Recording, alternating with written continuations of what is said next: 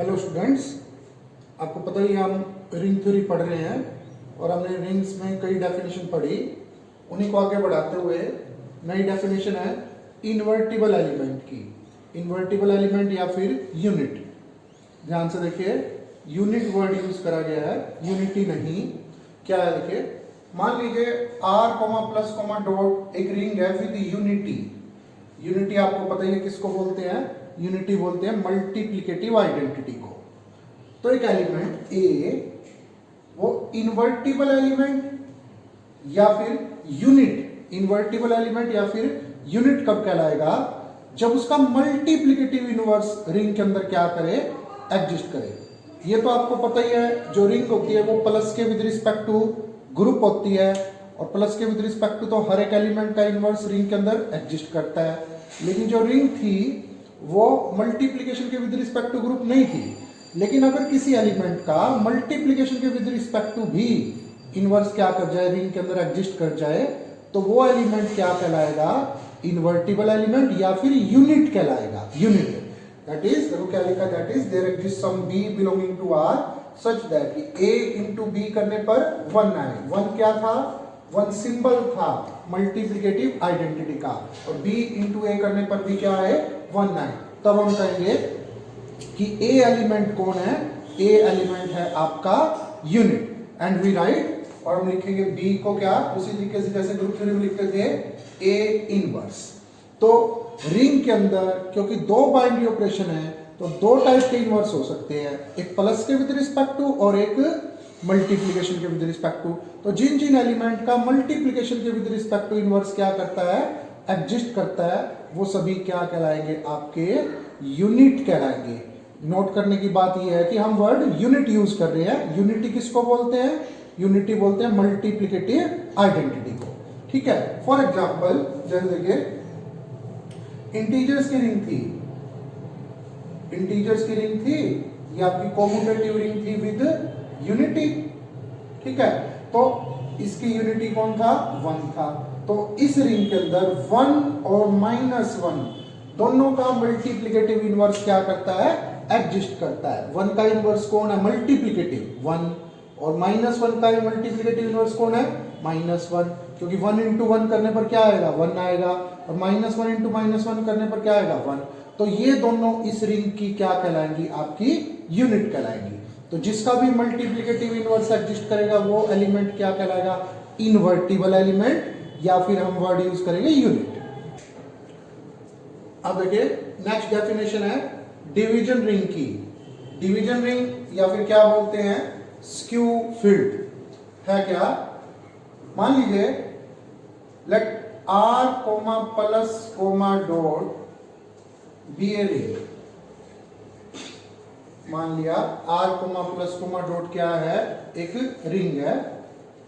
Then it is called division ring या फिर skew field कब, इफ नंबर 1 दो एक्स्ट्रा प्रॉपर्टी ऐड होगी। कौन कौन सी, R has unity element, R के अंदर क्या होना चाहिए, यूनिटी एलिमेंट होना चाहिए, यानी कि आर के अंदर मल्टीप्लिकेटिव आइडेंटिटी क्या करनी चाहिए, एग्जिस्ट करनी चाहिए। Number 2, every non zero element, zero किसको बोलते हैं, जीरो बोलते हैं एडिटिव आइडेंटिटी को। तो every non zero element must be क्या होना चाहिए, यूनिट। यूनिट मतलब कि हर एक नॉन जीरो एलिमेंट का मल्टीप्लिकेटिव इनवर्स क्या करना चाहिए, एग्जिस्ट करना चाहिए। तब हम कहेंगे कि आर क्या है, आपका डिवीजन रिंग है या फिर स्क्यू फील्ड है। सिंपल याद करने के लिए कैसे करते हैं, देखिए 8 प्रॉपर्टी रिंग की, 9 और 10, टोटल 10 प्रॉपर्टी होगी, जिनमें से 5, पहली 5 क्या है, आर प्लस के साथ कैसा ग्रुप, एबिलियन ग्रुप। ठीक है, आपको याद हो जो रिंग था सेमी ग्रुप तो था ही, सेमी ग्रुप मतलब क्लोजर लॉ और एसोसिएटिव लॉ। मल्टीप्लीकेशन के विद रिस्पेक्ट टू। अब देखो यूनिटी आ गई, आइडेंटिटी आ गई और हर एक नॉन जीरो एलिमेंट का इनवर्स आ गया। तो 6 से 9 तक क्या है, R में से 0 को निकाल दीजिए और वो डॉट के साथ क्या आपका ग्रुप, और नंबर 10 होगा आपका डिस्ट्रीब्यूटिव ला। तो ये 10 प्रॉपर्टी मिलके क्या बनाएंगे आपका स्क्यू फील्ड। अब देखिए स्क्यू फील्ड के बाद डेफिनेशन आती है किसकी, फील्ड की। फील्ड क्या है, सिंपल डेफिनेशन है, एक कॉम्यूटेटिव स्क्यू फील्ड, मतलब स्क्यू फील्ड के अंदर एक और प्रॉपर्टी ऐड कर दी, कॉम्यूटेटिव ला।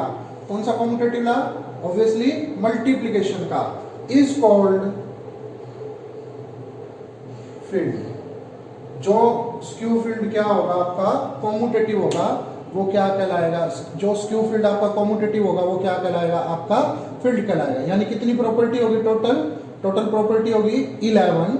अब देखिए याद करने के लिए 1 से 5 R प्लस के with respect to abelian group, 6 से 10 R में से 0 को हटा दीजिए और डॉट के विद रिस्पेक्ट टू, पहले तो ग्रुप था अब वो कैसा ग्रुप होना चाहिए, एबिलियन ग्रुप, और नंबर 11 प्रॉपर्टी हो जाएगी क्या आपकी डिस्ट्रीब्यूटिव ला। तो जो फील्ड होगा वो दो तरीके से ग्रुप बनेगा, प्लस के विद रिस्पेक्ट टू भी और 0 को निकाल देने के बाद क्या मल्टीप्लिकेशन के विद रिस्पेक्ट टू भी ग्रुप बने। अब देखिए कैंसलेशन ला है किसके अंदर, रिंग के अंदर। मान लीजिए R प्लस डॉट एक रिंग है, तो रिंग के अंदर कैंसलेशन ला कब होल्ड करेगा, जब मान लो A B C 3 एलिमेंट है किसके R के, सच दैट A 0 नहीं है। जब भी हम बोलेंगे 0 नहीं है इसका मतलब 0 किसको बोल रहे हैं, 0 बोल रहे हैं एडिटिव आइडेंटिटी को, इस बात का ध्यान रखना है। सच दैट A 0 नहीं है, then AB equal to AC implies B equal to C। अगर ऐसा है तो हम बोलेंगे कि रिंग के अंदर क्या है, कैंसलेशन ला क्या करता है, होल्ड करता है। देखो जो रिंग है वो प्लस के विद रिस्पेक्ट टू तो ग्रुप है ही, मतलब प्लस और प्लस के विद रिस्पेक्ट टू ग्रुप है और ग्रुप में तो कैंसलेशन ला होल्ड करता ही था। तो रिंग में A प्लस B और A प्लस C हो तो obviously B equal to C होगा ही होगा, चाहे A 0 हो चाहे A 0 ना हो।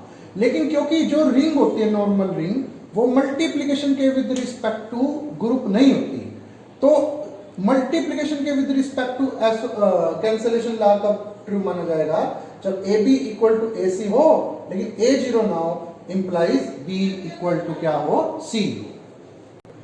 अब देखिए फर्स्ट फॉर्म पढ़ते हैं रिंग थ्योरी की, क्या है, a commutative ring is an integral domain, कब, if and only cancellation law holds in ring. मतलब रिंग दी हुई है आपको कॉम्यूटेटिव, अगर वो इंटीग्रल डोमेन है, इंटीग्रल डोमेन क्या थी, एक commutative ring without zero divisor. तो अगर एक कॉम्यूटेटिव रिंग इंटीग्रल डोमेन है तो कैंसलेशन ला होल्ड करेगा, और अगर कॉम्यूटेटिव रिंग के अंदर कैंसलेशन ला क्या करता है, होल्ड करता है, तो फिर वो क्या होगी आपकी इंटीग्रल डोमेन होगी। ठीक है, तो इस फॉर्म को करने से पहले मैं आपको एक छोटी सी प्रॉपर्टी करवा दूं, क्या, कि अगर मान लीजिए if R comma plus comma dot be a ring, अगर वो एक रिंग है तो A इंटू 0 हमेशा 0 आएगा for all A belonging to R। कोई भी एलिमेंट ले लीजिए आप रिंग का, A इंटू 0 क्या आएगा, 0। कैसे, करके A इंटू 0, 0 का मतलब एडिटिव आइडेंटिटी। अब हम इसको A इंटू 0 प्लस 0 लिख सकते हैं, क्योंकि क्या होता है आइडेंटिटी की क्या डेफिनेशन है, किसी भी एडिटिव आइडेंटिटी किसी भी एलिमेंट में ऐड कर लो वही, तो किसी भी एलिमेंट में 0 ऐड कर लो वही एलिमेंट।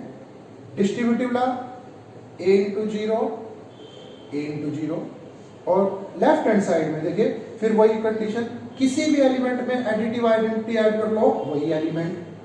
तो इससे मैंने क्या कर लिया, 0। किसी भी एलिमेंट में एडिटिव आइडेंटिटी ऐड कर लो, वही आएगी, ठीक है। अब जो रिंग होती है वो प्लस के विद रिस्पेक्ट टू क्या होती है, ग्रुप होती है। और अगर रिंग प्लस के विद रिस्पेक्ट टू ग्रुप है तो प्लस का कैंसलेशन लॉ क्या करेगा, होल्ड करेगा ही करेगा। तो अगर देखिए मैं लेफ्ट कैंसलेशन लॉ यूज करूं रिंग का तो क्या आ जाएगा, ये इससे कैंसिल हो जाएगा और रिजल्ट क्या बन गया, a इंटू 0 क्या आ गया, 0। तो कोई भी रिंग हो उसके अंदर क्या होगा, a इंटू 0 हमेशा क्या होगा, 0 होगा। अब वापिस अपने प्रूफ के ऊपर आते हैं। क्या प्रूव करके दिखाना है, हमें प्रूव करके दिखाना है कि अगर एक कॉम्यूटेटिव रिंग इंटीग्रल डोमेन है तो कैंसलेशन लॉ होल्ड करेगा, कैंसलेशन लॉ होल्ड करेगा तो इंटीग्रल डोमेन। तो मान लेते हैं, फर्स्ट सपोज कर लेते हैं कि r comma plus comma dot is an integral domain. Integral domain का मतलब commutative ring without zero divisor. अब प्रूव क्या करके दिखाना है, प्रूव करके दिखाना है कि कैंसलेशन लॉ रिंग के अंदर क्या करेगा, होल्ड करेगा कैंसलेशन लॉ। तो कैंसलेशन लॉ प्रूव करके दिखाते हैं। मान लिया लेट ए बी और सी आर के एलिमेंट ले लिए सच दैट ए 0 नहीं है and a B equal to a c है। क्या प्रूव करके दिखाएंगे, b इक्वल टू सी। बिल्कुल सिंपल है, देखिए now A B equal to a c, a c को इधर ले आइए, क्या हो गया आपका 0। एक्चुअल में क्या करा है, दोनों तरफ AC के एडिटिव इनवर्स दोनों तरफ क्या कर लिया, ऐड कर लिया दोनों तरफ। यहां तो माइनस AC आ जाएगा और दूसरी साइड AC में AC का एडिटिव इनवर्स ऐड करूंगा तो क्या आ जाएगा, 0। अब डिस्ट्रीब्यूटिव लॉ को अगर मैं यूज करूं, ठीक है, दूसरी डायरेक्शन में यहां से यहां यूज करते हैं वैसे तो हम। अब देखो क्या है, integral domain without zero divisor. Without zero divisor में क्या था, अगर दो का प्रोडक्ट 0 तो या तो पहले को 0 होना पड़ेगा या दूसरे को। But R is without zero divisor, तो इसका मतलब या तो A 0 और B minus C 0। But A तो 0 नहीं है, स्टेटमेंट में ही शुरू में ये देखिए यहां पर ही, तो इसका मतलब B माइनस C 0 और इसका मतलब क्या हो गया, B इक्वल टू C। यानी कि कैंसलेशन लॉ क्या कर गया आपका, होल्ड कर गया। अब सेकंड टाइम मतलब अब मान लेते हैं कन्वर्सली सपोज कि कैंसलेशन लॉ होल्ड करता है। क्या प्रूव करके दिखाना है, इंटीग्रल डोमेन है। इंटीग्रल डोमेन मतलब कॉम्यूटेटिव रिंग जो कि स्टेटमेंट में गिवन है, यानी सिर्फ क्या रह गया, ये प्रूव करके दिखाना रह गया कि R is without zero divisor. We will prove कि R is without zero divisor. So let A और B को एलिमेंट ले लिए किसके, R के, such that A B equal to 0। क्या प्रूव करके दिखाएंगे, या तो A 0 या B 0। इफ अगर A 0 है देन नथिंग टू प्रूव, तब तो प्रूव हो ही गया। क्या यही तो चाहते थे कि प्रूव करके दिखाना कि A 0 हो या B 0। तो मान लिया, सो सपोज A 0 नहीं है। नाउ देखिए, now A B equal to 0 also, अभी बताया था A इंटू 0 इक्वल टू 0 होता है हमेशा। तो क्या आ गया, A B equal to A into 0 आ गया, क्योंकि ये भी 0 के इक्वल है, वो भी 0 के इक्वल। ऑल्सो A 0 नहीं है। हम तो क्या मान के चले थे कि कैंसलेशन लॉ होल्ड करता है। कैंसलेशन लॉ क्या था, अगर A B equal to a सी हो और A 0 ना हो तो किसको 0 होना पड़ेगा, सॉरी किसको बराबर होना पड़ेगा, B इक्वल टू C। इसका मतलब B किसके इक्वल आ गया, जीरो के। तो देखिए अगर ए जीरो नहीं है तो कौन जीरो है, बी जीरो। इसी तरह प्रूव करके दिखा सकते हैं, अगर बी जीरो नहीं है तो किसको जीरो होना पड़ेगा, ए को। तो कैंसलेशन लॉ होल्ड करेगा तो इंटीग्रल डोमेन होगी, इंटीग्रल डोमेन होगी तो कैंसलेशन लॉ होल्ड करेगा।